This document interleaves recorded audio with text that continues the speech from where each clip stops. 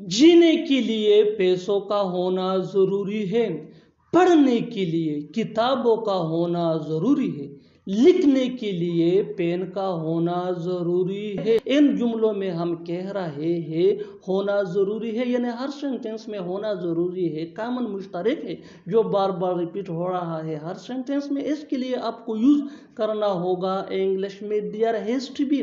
There has to be mean होना ज़रूरी है। आइए कंप्लीट स्ट्रक्चर देखते हैं। Let me explain. There has to be या हैव टू बी या had to be. Has to be ये हिशिएट या सिंगुलर नेम के साथ यूज होता है। हैव टू बी ये आई वी दे या प्लूरल नेम के साथ यूज होता है। और हैड टू बी ये पास्ट टेंस में यूज होता है। Plus noun plus to plus V one यानी first form of verb plus other words. यही वो फार्मूला है जिसकी मदद से आप भी ऐसे जुमले सीख सकते हैं अंग्रेजी जुबान में आसानी से।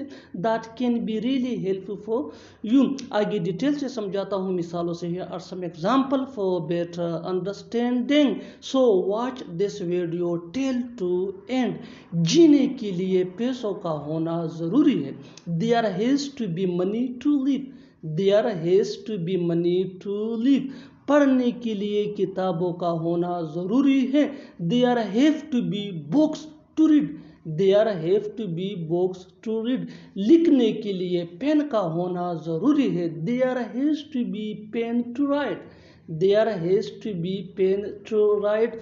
घर जाने के लिए कार का होना ज़रूरी था। There had to be car to go home. There had to be car to go home. और आखिर में ये सेंटेंस आपके लिए कमेंट सेशन में इसका जवाब ज़रूर देना। खाना पकाने के लिए सब्जियों का होना ज़रूरी था। खाना पकाने के लिए सब्जियों का होना ज़रूरी था। Subscribe to English PS for more advance English sentence structure. Thanks man.